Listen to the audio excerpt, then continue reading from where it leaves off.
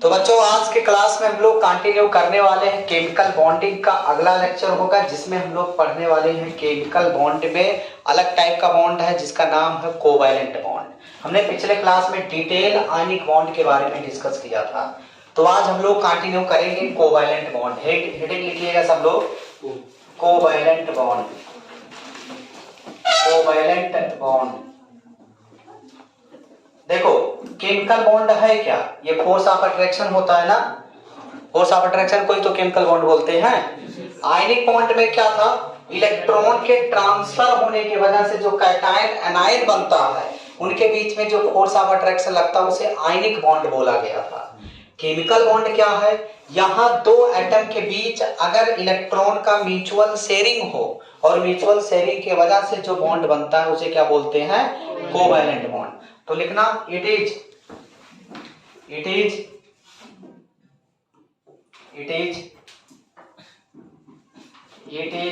formed by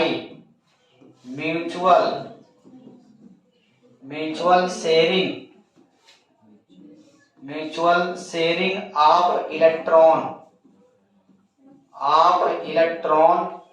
between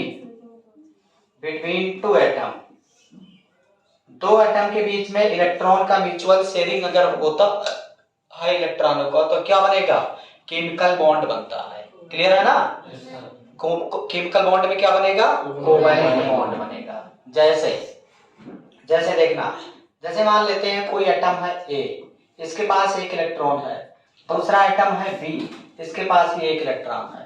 ये इसका electron ऐसे शेयर कर ले और ये इसको इलेक्ट्रॉन अपना दे दे, तो अगर देखा जाए दोनों के बीच में किस तरीके का बॉन्ड बनेगा, ए सिंगल बॉन्ड ऐसे बी, तो इस बॉन्ड को बोलते हैं कोवैलेंट बॉन्ड। इस बॉन्ड को क्या बोल देंगे, कोवैलेंट बॉन्ड बोलेंगे। बात समझ में आया। अगर देखा जाए कोवैलेंट बॉन्ड, जैसे मान लिया कोई एटम है, अब यहाँ देखो सिंगल बॉन्ड बना ना, तो इसको हम सिंगल कोवैलेंट बॉन्ड भी बोल सकते हैं। हो सकता है मान लिया कोई एटम है जिसके पास दो इलेक्ट्रॉन है, दूसरा एटम मान लेते हैं बी है, इसके पास भी दो इलेक्ट्रॉन है, ये इसका दोनों इलेक्ट्रॉन अगर शेयर कर लिया और इसका ये दोनों इलेक्ट्रॉन शेयर कर लिया, तो यहाँ दो इलेक्ट्रॉन का शेयरिंग हो रहा है ना, तो क्या बन जाएगा, ए डबल बॉन्ड बी। तो यहाँ डबल बॉन्ड कोवैलेंट बॉन्ड है, या डबल कोवैलेंट बॉन्ड आप कह सकते हो। ये सिंगल कोवैलेंट बॉन्ड है, ये डबल कोवैलेंट बॉन्ड। या अगर ऐसे भी कह सकते हैं, मान लिया कोई एटम है ए, इसके पास तीन इलेक्ट्रॉन है शेयर करने के लिए, और दूसरा एटम बी है, इसके पास भी तीन इलेक्ट्रॉन शेयर करने के लिए है। तो ये अगर अपना इलेक्ट्रॉन ले ले इसका और ये इसका इलेक्ट्रॉन ले ले, तो अगर तीन इलेक्ट्रॉनों का शेयरिंग होगा तो ऐसे बन जाएगा ए ट्रिपल बॉन्ड बी। तो ये ट्रिपल बॉन्ड कोवैलेंट रेडियस, ये क्या हो जाएगा, double bond covalent bond, double bond covalent bond, या इसे बोलते हैं ट्रिपल कोवैलेंट बॉन्ड। तो ये सिंगल बॉन्ड है, ये डबल बॉन्ड है, ये ट्रिपल बॉन्ड। एक बॉन्ड में कितने इलेक्ट्रॉन हो सकते हैं, एक बॉन्ड में 2 इलेक्ट्रॉन्स हो सकते हैं। तो इसको आप नोट करिए, फिर आगे बढ़े। बहुत सिंपल सा है और ज्यादा इंपॉर्टेंट भी है, इसलिए आपको एकदम कंसंट्रेट होकर के पढ़ना। पूरी ऑर्गेनिक में इसका यूज है, पूरी ऑर्गेनिक में इसका हम लोग यूटिलाइजेशन करेंगे, क्योंकि ऑर्गेनिक कंपाउंड कोवैलेंट बॉन्ड ही कंटेन करता है। ऑर्गेनिक कंपाउंड कोवैलेंट होते हैं, इसलिए कोवैलेंट बॉन्ड वहां डिटेल में हमको देखना है।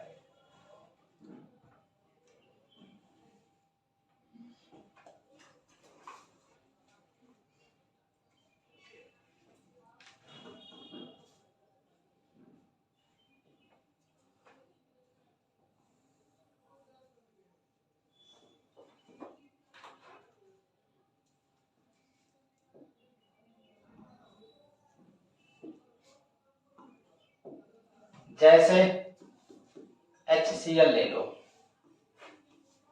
हाइड्रोजन के वैलेंस शेल में एक इलेक्ट्रॉन होता है ना, और क्लोरीन के वैलेंस शेल में 7 इलेक्ट्रॉन, ऐसे लिख दो। तो अगर देखा जाए इसको एक इलेक्ट्रॉन जरूरत है डुप्लेट के लिए और इसको एक इलेक्ट्रॉन चाहिए ऑक्टेट के लिए, तो दोनों आपस में मिल करके क्या बना देंगे, H सिंगल बॉन्ड Cl। तो यहाँ जो बॉन्ड बनेगा उसे क्या बोलेंगे?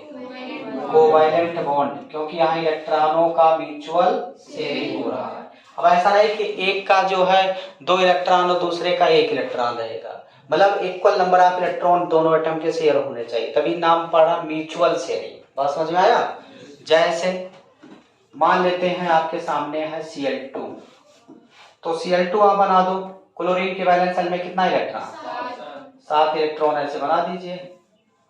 और दूसरा क्लोरीन ले लो, इसके भी वैलेंस शेल में कितना इलेक्ट्रॉन? 7 इलेक्ट्रॉन, इसके भी वैलेंस शेल में है। तो 7 इलेक्ट्रॉन, इसको 1 इलेक्ट्रॉन मिल जाएगा, ऑक्टेट कंप्लीट। इसको 1 मिल जाएगा, ऑक्टेट कंप्लीट। तो दोनों मिलकर के क्या बनेंगे बच्चों?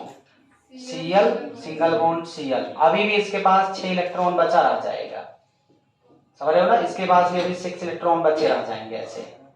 तो इसके बाद टोटल कितना इलेक्ट्रॉन हो गया? 8 इलेक्ट्रॉन। इसके पास टोटल कितना हो गया? 8। तो ऑक्टेट दोनों का कंप्लीट है 1-1 इलेक्ट्रॉन की म्यूचुअल शेयरिंग से। तो यहाँ जो बॉन्ड आप देख रहे हो इसका नाम क्या है? इस बॉन्ड को बोलेंगे कोवैलेंट बॉन्ड।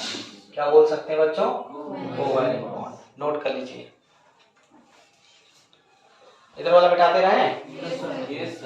अब कोवैलेंट बॉन्ड के कंडीशन क्या है? आखिर में कोवैलेंट बॉन्ड बनता कैसे है? किस कंडीशन को फॉलो करेगा तो कोवैलेंट बॉन्ड बनेगा? देखिएगा, तो हेडिंग लिखिएगा condition for covalent bond. Next heading बच्चा लिखिएगा आप लोग condition for covalent bond. Condition for covalent bond. Covalent bond का कंडीशन क्या है? कंडीशन फॉर कोवैलेंट बॉन्ड अगर देखा जाए बच्चों, पहला कंडीशन तो यही है कोवैलेंट बॉन्डिंग का। 3 कंडीशन हम लोग लिखते हैं। पहला कंडीशन, मेन कंडीशन यही है क्या? कि ये फॉर्म होता है, it is formed between non metal and non metal. मतलब नॉन मेटल के बीच में जनरली ये बनते हैं कोवैलेंट बॉन्ड। और जब दोनों नॉन मेटल टाइप के हो जाएंगे तो क्या इलेक्ट्रोनेगेटिविटी डिफरेंस ज्यादा हो पाएगा? ज्यादा हो ही नहीं पाएगा। तो यहां अगर देखा जाए इलेक्ट्रोनेगेटिविटी का जो डिफरेंस है कम है, कितने से? 1.7 से बिटवीन एटम। तो वहां क्या बन जाएगा? वहां कोवैलेंट बॉन्ड बनेगा। तो क्या बनेगा? Covalent bond. तो वहां बनेगा कोवैलेंट बॉन्ड। और अगर इलेक्ट्रोनेगेटिविटी का डिफरेंस ज्यादा हो 1.7 से बिटवीन टू एटम, तो वहां क्या बन जाएगा बच्चों? वहां बन जाएगा आयोनिक बॉन्ड। क्या बन जाता है? Ionic bond. तो ये 3 कंडीशन तुम्हें ध्यान देना है। अगर मेटल नॉन मेटल है तो आयनिक बॉन्ड, अगर नॉन मेटल है तो, अगर मेटल हो जाए तो मेटालिक बॉन्ड। ठीक है? अब देखो कोवैलेंट बॉन्ड भी 2 टाइप के होते हैं बच्चों। कोवैलेंट बॉन्ड 2 टाइप्स के हो जाते हैं। कोवैलेंट बॉन्ड ये 2 टाइप्स के होते हैं in general on the basis of polarity. जैसे पोलैरिटी के आधार पर अगर हम लोग देखें बच्चों तो कोवैलेंट बॉन्ड 2 टाइप्स का होता है। First is non polar covalent bond. पहला क्या होता है? Non polar covalent bond. और दूसरा जो होता है उसको बोलते हैं polar covalent bond. Polar covalent bond, एक पोलर कोवैलेंट बॉन्ड होता है और एक नॉन पोलर कोवैलेंट बॉन्ड होता है। ठीक है? अगर नॉन पोलर कोवैलेंट बॉन्ड की बात किया जाए तो क्या कंडीशन है? यहां एक है electronegativity difference approximate equal to 0 आ जाए। मतलब इलेक्ट्रोनेगेटिविटी का जो डिफरेंस है 2 एलिमेंट के बीच में अगर 0 आ गया तो समझ लो वहां कौन सा बॉन्ड बनेगा? Non polar. फॉर एग्जांपल जैसे Cl सिंगल बॉन्ड Cl, तो देखो सेम, दोनों इलेक्ट्रोनेगेटिविटी सेम है ना। तो यहाँ जो बॉन्ड बना इसका नाम क्या हो जाएगा? Non polar covalent bond, non polar covalent bond. जैसे यहाँ क्या कंडीशन है, if electronegativity difference not equal to 0, तो वहां क्या बनेगा, पोलर कोवैलेंट। फॉर एग्जांपल जैसे HCl ही ले लो, तो क्लोरीन की इलेक्ट्रोनेगेटिविटी लगभग कितना, 3 के आसपास ना, और इसका होता है 2.1 के आसपास, तो इलेक्ट्रोनेगेटिविटी डिफरेंस 0 थोड़ी है। तो इस वजह से यहाँ जो बॉन्ड बना उस बॉन्ड का क्या नाम है, पोलर कोवैलेंट बॉन्ड। तो यहां तक नोट करिए, प्रॉपर्टी या कैरेक्टरिस्टिक बात एक ही है, characteristic of covalent compound, covalent compound, covalent compound की क्या कैरेक्टरिस्टिक है, यानी क्या प्रॉपर्टी है। आयनिक कंपाउंड अगर देखा जाए तो सॉलिड स्टेट में एग्जिस्ट करता है क्योंकि फोर्स ऑफ अट्रैक्शन ज्यादा है, लेकिन आपका जो कोवैलेंट कंपाउंड है ये सॉलिड में भी एग्जिस्ट कर सकता है, ये लिक्विड में भी एग्जिस्ट कर सकता है, और ये गैसियस में भी एग्जिस्ट कर सकता है, तीनों स्टेट में। तो यहाँ वेरिएशन थोड़ा ज्यादा है, तो लिखना, लिखो covalent compound are exist as, covalent compound are exist as solid liquid gas, covalent compound are exist as solid liquid gas, solid liquid and gas, solid liquid gas में एग्जिस्ट कर सकता है। ठीक है, लिख लिए। अब देखो समझो, अगर देखा जाए आयनिक कंपाउंड में हम लोग क्या देखे थे, वो बैड कंडक्टर ऑफ इलेक्ट्रिसिटी था इन सॉलिड स्टेट, लेकिन अगर उसको मोल्टेन स्टेट या एक्वा सॉल्यूशन में ले जाते थे तो गुड कंडक्टर ऑफ इलेक्ट्रिसिटी हो गया था। ये बैड कंडक्टर ऑफ इलेक्ट्रिसिटी होगा, चाहे सॉलिड हो, चाहे लिक्विड हो, चाहे गैस हो, कहीं भी। लेकिन इकलौता एक ऐसा चीज है जिसका नाम है ग्रेफाइट, जो कोवैलेंट सॉलिड होने के बावजूद भी गुड कंडक्टर ऑफ इलेक्ट्रिसिटी होता है।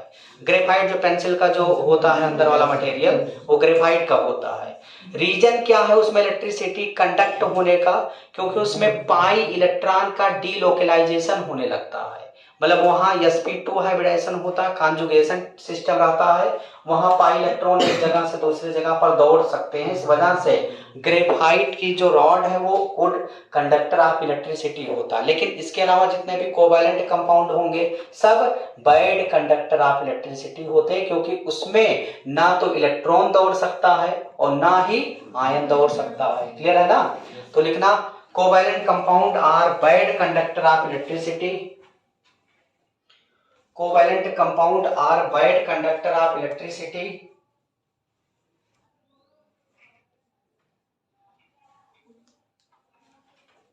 bad conductor of electricity except graphite, graphite को छोड़ करके।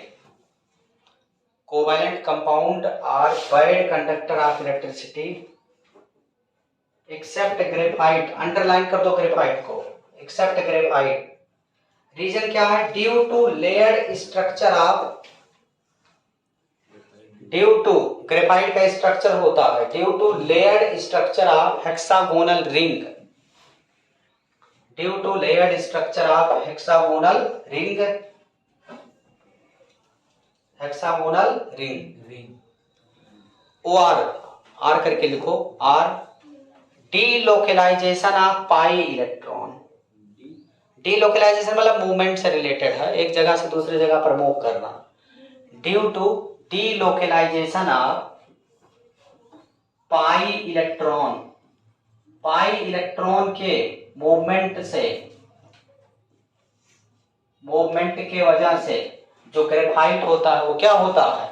गुड कंडक्टर ऑफ इलेक्ट्रिसिटी हो जाता है। ठीक है, अगर देखा जाए जैसे ग्रेफाइट कार्बन के एलोट्रोप्स होते हैं, डायमंड भी कार्बन के एलोट्रोप होते हैं।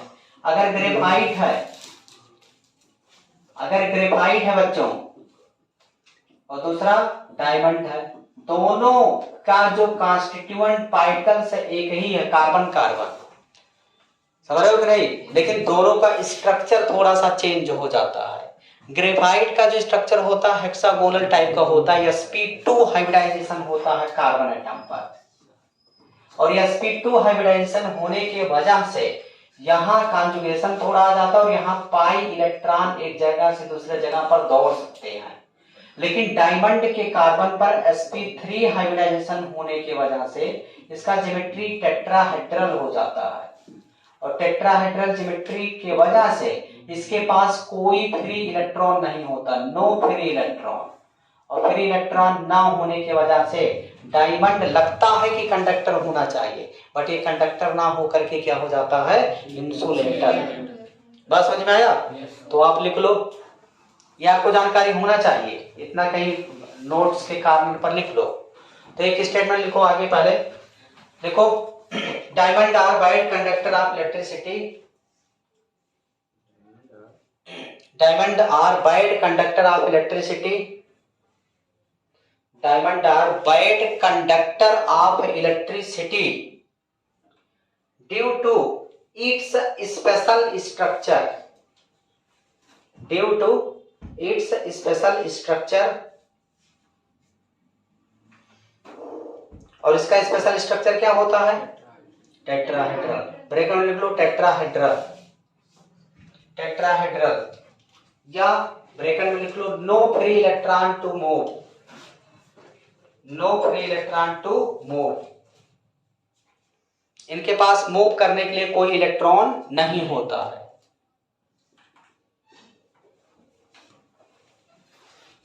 हो गया बच्चों? अब अगर देखा जाए आयनिक कंपाउंड क्या था, डायरेक्शनल नेचर का था कि नॉन डायरेक्शनल, नॉन डायरेक्शनल, क्योंकि आयन का कैटायन एनायन का कोई डायरेक्शन नहीं, किधर भी रखोगे उतने सेम टाइप का डायरेक्शन रहेगा। लेकिन कोवैलेंट बॉन्ड, क्योंकि बॉन्ड बन रहा है ना, देखो बॉन्ड बन जा रहा, अगर मान लिया कई एटम होते, इधर एक एटम लगा होता, एक इधर कई एटम लगे होते, तो डायरेक्शन अगर चेंज करेंगे तो स्ट्रक्चर चेंज नहीं हो जाएगा।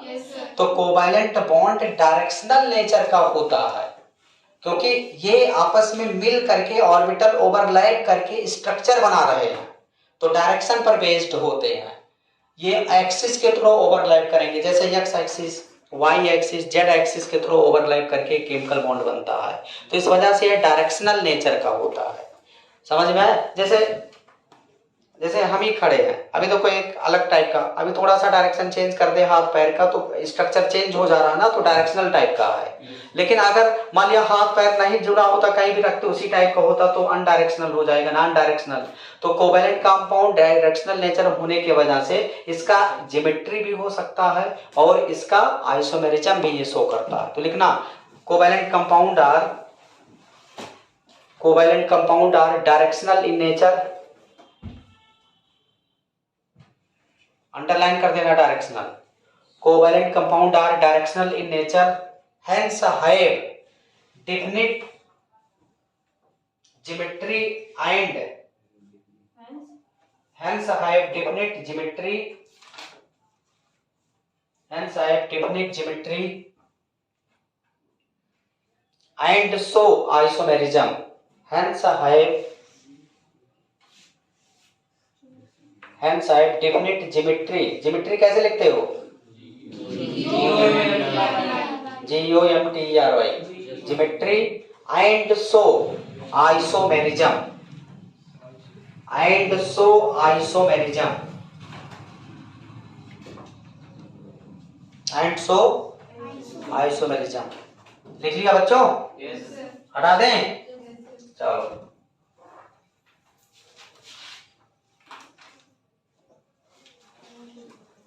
नेक्स्ट हेडिंग बच्चों,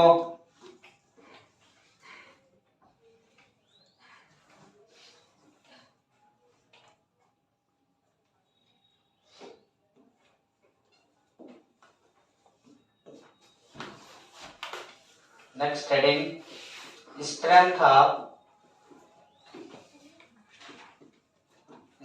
of covalent bond, strength of covalent bond. सबसे पहले हम लोग इसमें देखते हैं बच्चों bond energy,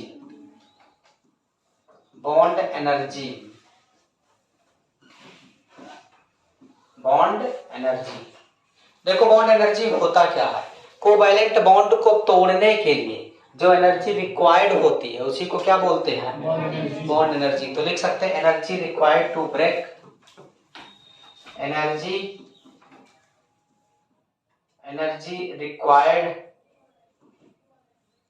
required to break covalent bond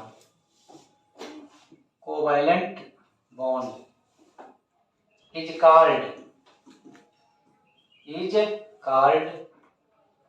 bond energy. इसी को क्या बोलते हैं बच्चों, बॉन्ड एनर्जी। अब आपको पता होना चाहिए बॉन्ड एनर्जी जितना ज्यादा होगा, बॉन्ड एनर्जी जितना ज्यादा होगा बॉन्ड उतना मजबूत होगा, क्योंकि जल्दी टूटेगा नहीं।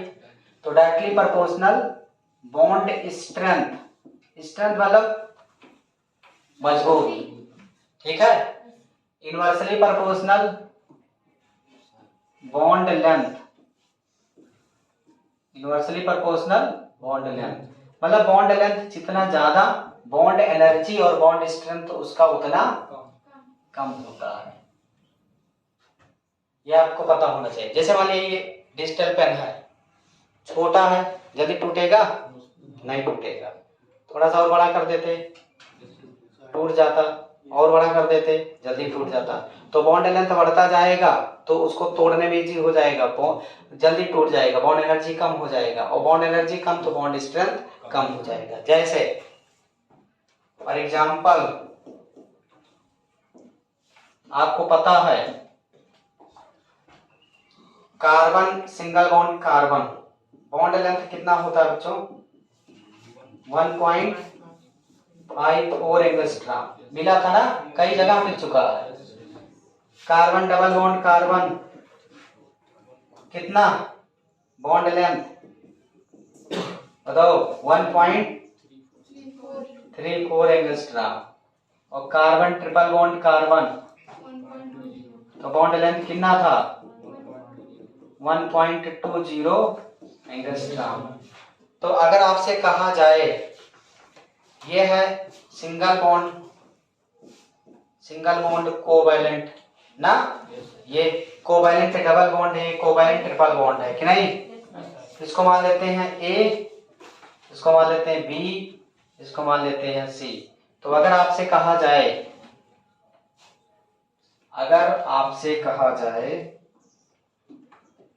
कि ऑर्डर ऑफ बॉन्ड एनर्जी बता दो, तो सबसे ज्यादा किसका, कार्बन ट्रिपल बॉन्ड कार्बन, तब फिर कार्बन सिंगल बॉन्ड कार्बन ना।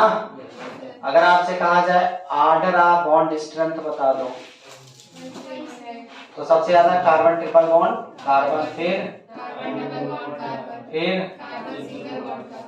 अगर आपसे कहा जाए ऑर्डर ऑफ बॉन्ड लेंथ बता दो, फिर यही है ऑर्डर ना। आसान है कि नहीं, नोट कर लो, जल्दी से लिखिए फिर आगे बढ़ जाएं।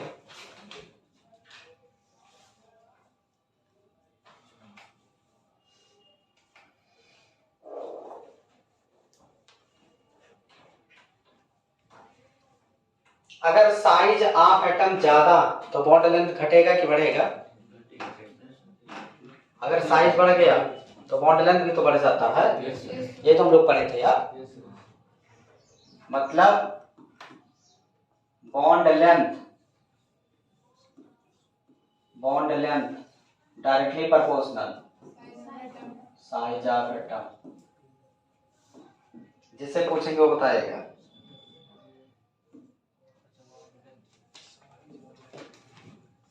जैसे CH3F,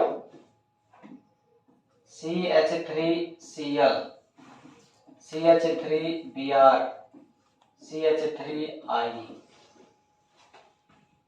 ना। लेफ्ट टू राइट जाएं सासो शर्मा। तो साइज ऑफ कार्बन तो सब में सेम ही है।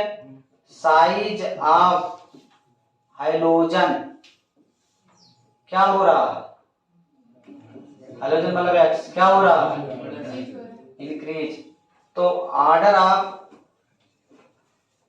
बॉन्ड लेंथ घटेगा कि बढ़ेगा? बढ़ेगा। तो ऑर्डर ऑफ बॉन्ड एनर्जी घटेगा। बॉन्ड एनर्जी क्या हो जाएगा? डिक्रीज। तो ऑर्डर ऑफ बॉन्ड स्ट्रेंथ भी क्या हो जाएगा? तो कौन जल्दी टूटेगा? CH3I। इसका मतलब रिएक्टिविटी ऑर्डर, अगर इस बॉन्ड को तोड़ा जाए तो कौन जल्दी रिएक्ट कर पाएगा? CH3I ज्यादा रिएक्टिव है क्योंकि उसका बॉन्ड कमजोर है, वो जल्दी से टूट जाएगा। समझ में आया कि नहीं? तो ये मोर रिएक्टिव है, ये मोर रिएक्टिव है। तो जब तुम्हें ऑर्गेनिक इनऑर्गेनिक में रिएक्शन कराया जाएगा, ऑर्गेनिक में स्पेशली, तो आपको बताया जाएगा कि alkyl iodide is more reactive than other. समझ रहे हो कि नहीं? Due to high bond length या लो बॉन्ड एनर्जी ना। नोट करो जल्दी से। अगला सवाल जिसे पूछेंगे वो बताएगा आयुष मिश्रा, बताएंगे अब की बार। आयुष मिश्रा है कि नहीं है? हैं? चलो बताओ। अगला example HF HCl HBr and HI। Left to right जाएं, लेफ्ट टू राइट अगर जाएं तो size of hydrogen same, size of hydrogen increase ना। तो order of bond length, order of bond length increase. तो order of bond energy, bond energy क्या होगा? Decrease ना। या बॉन्ड स्ट्रेंथ का ऑर्डर भी डिक्रीज हो जाएगा। या लिख सकते हैं ऑर्डर ऑफ बॉन्ड स्ट्रेंथ क्या होगा? डिक्रीज। तो बताओ कौन जल्दी टूटेगा? आयनाइज कौन जल्दी होगा? HI जल्दी आयनाइज हो जाएगा ना। और आयनाइज होगा तो क्या देगा? आयनाइज होगा तो क्या देगा? H+ देगा ना। और 9th-10th में तुम पढ़े हो, अगर H+ कोई डोनेट करे तो वो क्या होता है? एसिड। H+ कोई अगर दे तो क्या है? एसिड। तो एसिड H+ कौन जल्दी दे सकता है? HI। इसका मतलब HI की एसिडिटी सबसे ज्यादा। बात समझ में आया? तो अगर लेफ्ट टू राइट जा रहे हैं तो ऑर्डर ऑफ एसिडिटी इंक्रीज, मतलब H+ सबसे जल्दी से ये H+ दे सकता है। तो ये बहुत ज्यादा एसिडिक है, हाईली एसिडिक। और ये लीस्ट एसिडिक। क्यों ये हाईली एसिडिक है? क्योंकि ये वाला बॉन्ड ऐसे जल्दी से टूट जाएगा, H+ जल्दी दे देगा। आसान है कि नहीं? नोट करो जल्दी से।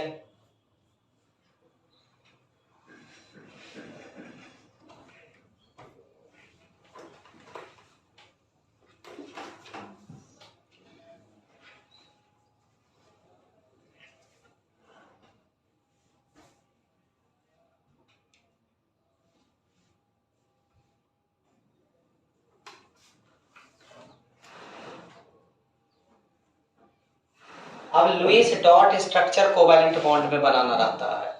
तो लुईस डॉट स्ट्रक्चर को बताने के पहले तुम्हें कोऑर्डिनेट बॉन्ड भी बता दें, तब दोनों को कंपैरिजन करके हम लोग आगे बढ़ेंगे।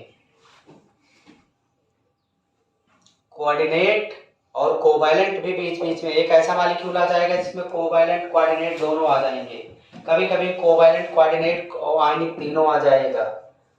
तो लुईस डॉट स्ट्रक्चर हम लोग आगे बनाएंगे, तो सबसे पहले हम लोग कोऑर्डिनेट भी समझ लेते हैं है क्या। ठीक है? हेडिंग लिख सकते हैं। तो नेक्स्ट हेडिंग बच्चा लोग, कोऑर्डिनेट बॉन्ड। नेक्स्ट हेडिंग बच्चों, कोऑर्डिनेट, कोऑर्डिनेट बॉन्ड। इसी को प्यार से बोला करते हैं क्या, दूसरा नाम इसका क्या है, डेटिव बॉन्ड। तुम्हारा कभी कभी चिंटू भी नाम रहता है, पिंटू भी रहता है, मोहनलाल भी हो जाएगा, सोहनलाल भी हो जाता है, रह जाता है ना ऐसे। इसका नाम कोऑर्डिनेट भी है और डेटिव भी है, ठीक है। देखो ये कब बनता है, मान लेते हैं दो एटम है ए जिसके पास लोन पेयर होना चाहिए और वो भी ऑक्टेट कंप्लीट के साथ, मतलब एक एटम का ऑक्टेट कंप्लीट होना चाहिए, ये कंडीशन है बच्चा। और अगर ये ऐसे एलिमेंट के साथ आ जाए जिसका ऑक्टेट इनकम्प्लीट हो, ऑक्टेट क्या हो, इनकम्प्लीट हो, ऑक्टेट इनकम्प्लीट। और अगर ऑक्टेट इनकम्प्लीट है मतलब इलेक्ट्रॉन की कमी है, ऑक्टेट कंप्लीट है मतलब इलेक्ट्रॉन सफिशिएंट है, इलेक्ट्रॉन है। तो जिसके पास इलेक्ट्रॉन सफिशिएंट होगा, अब यहां देखना, ये पूरी तरीके से अगर इलेक्ट्रॉन को ट्रांसफर किया तो अपना संकट में आ जाएगा, 8 इलेक्ट्रॉन है, और इसके पास ऑक्टेट इनकम्प्लीट है तो वो भी अनसेटिस्फाइड है बेचारा। तो ऐसा कोई जुगाड़ यहां लग जाए कि दोनों आपस में सेटिस्फाइड हो जाए, समझ रहे हो कि नहीं, मतलब ये भी ना प्रभावित हो वो भी ना प्रभावित हो, दोनों स्टेबलाइज होना जरूरी है। जैसे यही केवल स्टेबल होता वो नहीं तो वो डिस्टर्ब कर सकता है इसको, तो ये उसको डिस्टर्ब इसको ना करे, इस वजह से स्पेशल तरीका सोचा। क्या सोचा, ये अपना 2 इलेक्ट्रॉन स्पेशल टाइप से शेयरिंग कर देगा कि ले लो हमारा 2 इलेक्ट्रॉन और तुम केवल जुड़े रहो हमसे, हम अपना इलेक्ट्रॉन पूरा नहीं दे रहे हैं, केवल स्पेशल शेयरिंग की वजह से हो रहा है यहाँ। तो अगर देखा जाए जब ये अपना इलेक्ट्रॉन उसको शेयर किया तो ए और ऐसे इसको लिखेंगे, ए कोऑर्डिनेट बॉन्ड बी ऐसे, और यहाँ भी कितने इलेक्ट्रॉन बचे रह गए, 6 इलेक्ट्रॉन बचे रह गए। और यहाँ मान लेते हैं 6 इलेक्ट्रॉन रहा, मान लेते हैं 6 इलेक्ट्रॉन यहाँ रहा होगा, ऑक्टेट इनकम्प्लीट है तो अभी भी इसके पास ऐसे 6 इलेक्ट्रॉन बचा रह जाएगा। तो अगर ओवरऑल देखा जाए इसके पास कितना इलेक्ट्रॉन, 8 हो गया, और इसके पास भी कितना हो गया, 8 इलेक्ट्रॉन। तो दोनों का ऑक्टेट कंप्लीट है और इस बॉन्ड को बोलते हैं बच्चों कोऑर्डिनेट बॉन्ड। क्या बोलते हैं, कोऑर्डिनेट बॉन्ड, इसी को बोला जाता है। क्या बोला जाता है, कोऑर्डिनेट बॉन्ड। क्लियर है कि नहीं। तो इस तरीके से इसको हम लोग लिख सकते हैं। तो पहले इसको आप बना लो फिर स्टेटमेंट लिखो। कि स्टेटमेंट पहले बोले, पहले बना लो जल्दी से।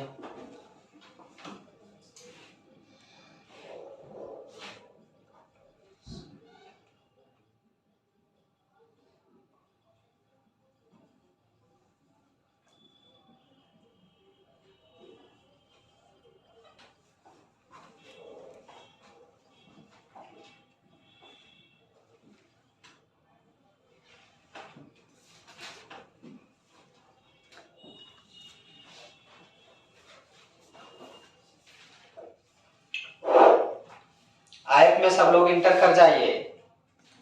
जिन लोगों का फी सबमिट है वो आ करके ऑफिस में अपना मोबाइल या तो शाम को ले आए और उसको एक कोड मिल जाएगा, वो पाइप में इंटर कर जाएगा, क्योंकि दीपावली के छुट्टी में कुछ क्लास वगैरह उस पर चलेगा, कुछ क्वेश्चन वगैरह सॉल्व होगा, तो जब इंटर किए रहोगे तो फायदा रहेगा। और करना क्या है, अक्टूबर तक फी सबमिट करके न्यूट्रलाइज कर दो सिस्टम और फिर आकर के एंट्री कर जाओ। कितना आसान है ना। जमा है तो इंटर कर जाओ यार। अब हम दे नहीं देंगे, ऑफिस में आ करके ले लो, हम क्या दे देंगे यार।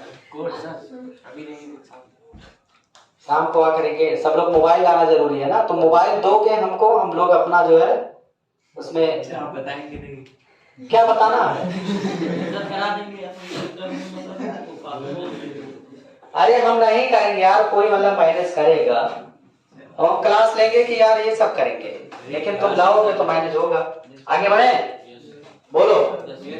तो लिखो, it is a special types of, it is It is special types of covalent bond. It is, ये भी स्पेशल टाइप का कोवैलेंट बॉन्ड ही है क्योंकि यहाँ भी तो शेयरिंग हो रहा है. It is special type of covalent bond in which shared electron contributed by कितने atom? One atom. In which shared electron contributed by one atom. Shared electron contributed by one atom. One atom मतलब donor atom. एक ही donor atom के द्वारा shared pair electron contribute हो रहा है ना. देखना बच्चों, कंडीशन क्या है कोऑर्डिनेट बॉन्ड बनने का? कंडीशन क्या है? क्या कंडीशन है कोऑर्डिनेट बॉन्ड बनने का बच्चा? तो condition for coordinate bond.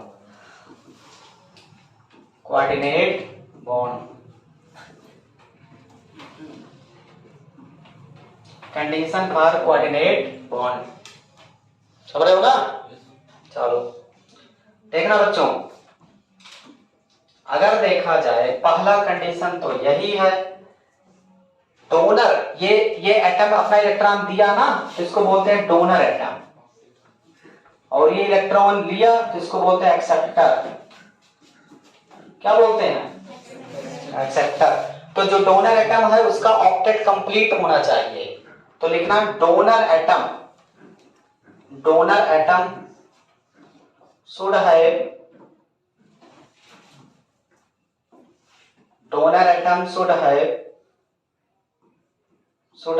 complete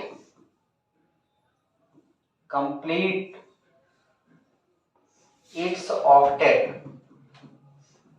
उसका ऑक्टेट क्या होना चाहिए? कंप्लीट. और दूसरा एक्सेप्टर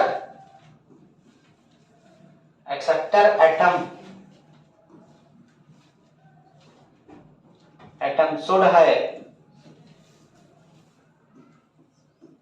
इनकम्प्लीट ऑक्टेट, मतलब उसके पास इलेक्ट्रॉन की कमी होना चाहिए. Complete octet. पता चला पहले से उसके पास इलेक्ट्रॉन है तो क्या इलेक्ट्रॉन लेगा किसी का? नहीं लेगा.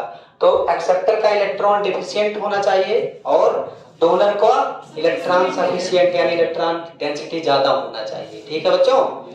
जैसे फॉर एग्जांपल मान लेते हैं दो मॉलिक्यूल है, एक का नाम है NH3 और दूसरा मॉलिक्यूल है BF3.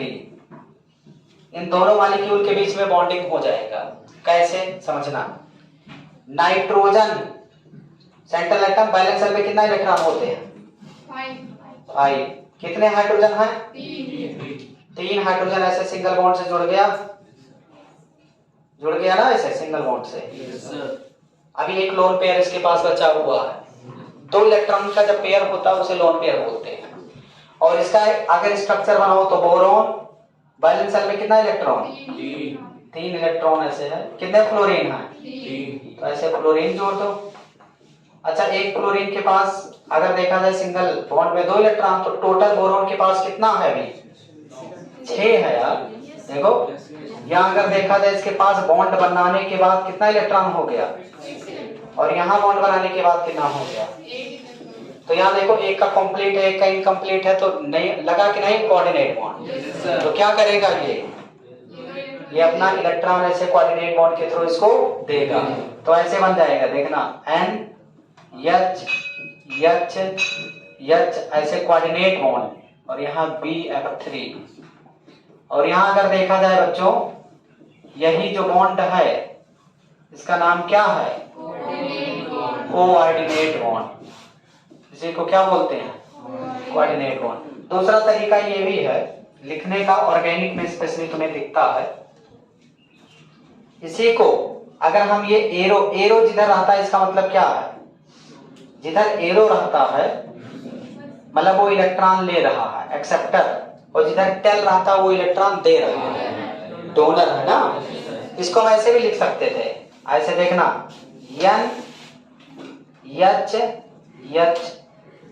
H, और ये इलेक्ट्रॉन दे रहा तो इधर ऐसे प्लस कर सकते हैं, और फिर सिंगल बॉन्ड ऐसे बोरोन 3 फ्लोरीन है ऐसे, और ये इलेक्ट्रॉन ले रहा तो इधर ऐसे निगेटिव कर सकते हैं। तो चाहे ये एरो लगा दें, चाहे सिंगल बॉन्ड करके प्लस माइनस कर दें, बात एक ही है। ये चीजें आपको दिखेगा ऑर्गेनिक जब पढ़ाएंगे तब, रिएक्शन मैकेनिज्म। तो मतलब कोऑर्डिनेट लिखो, चाहे ये सिंगल बॉन्ड लिख करके प्लस माइनस कर दो, बात एक ही है। और कभी कभी ऐसा भी मौका आता है कि कोऑर्डिनेट डबल बॉन्ड के जैसा भी लिख सकते हैं, डिपेंड करता है सिचुएशन पर कि कौन सा एटम इलेक्ट्रॉन एक्सेप्ट कर रहा है, कौन डोनेट कर रहा है। तो अलग अलग कंडीशन लगा करके हम लोग लुईस डॉट स्ट्रक्चर बनाएंगे, तो रियल में पता चलेगा कि कौन इलेक्ट्रॉन एक्सेप्ट किया, कौन गेन किया, किसके पास कितना इलेक्ट्रॉन हो सकता है, तो वेरिएशन ज्यादा है। तो हम लोग स्ट्रक्चर देखेंगे लुईस डॉट स्ट्रक्चर अगले क्लास में, तो इसको आप कंप्लीट कर लीजिए। आज हम लोग कवर किए क्या, कोवैलेंट बॉन्ड और कोऑर्डिनेट बॉन्ड का बेसिक इंट्रोडक्शन, और क्या कैरेक्टरिस्टिक इसके हैं, क्या कंडीशन है। कल हम लोग लुईस डॉट स्ट्रक्चर बनाएंगे, मतलब कल का क्लास बहुत ज्यादा इंपॉर्टेंट है। अगर आपको केमिस्ट्री सीखना है तो आपको लुईस डॉट स्ट्रक्चर पर कमांड होना चाहिए। अगर ये टॉपिक आपका कमांड है तो आपको ऑर्गेनिक और इनऑर्गेनिक दोनों जगह बहुत ही ज्यादा फायदा मिलने वाला है। लुईस डॉट स्ट्रक्चर जो कि तीनों बॉन्ड मिक्स होकर के बनेगा, मतलब रियल स्ट्रक्चर तुम्हें मॉलिक्यूल का पता चलेगा। जब मॉलिक्यूल का स्ट्रक्चर पता चलेगा तभी तो तुम उसका और प्रॉपर्टी जान पाओगे, कैसे वो रिएक्शन करेगा, उसका केमिकल प्रॉपर्टी क्या होगा, स्ट्रक्चर पर ही बेस्ड होता है। तो कल हम लोग इसको कवर करेंगे, ठीक है बच्चों। ओके, थैंक यू, मिलते हैं कल।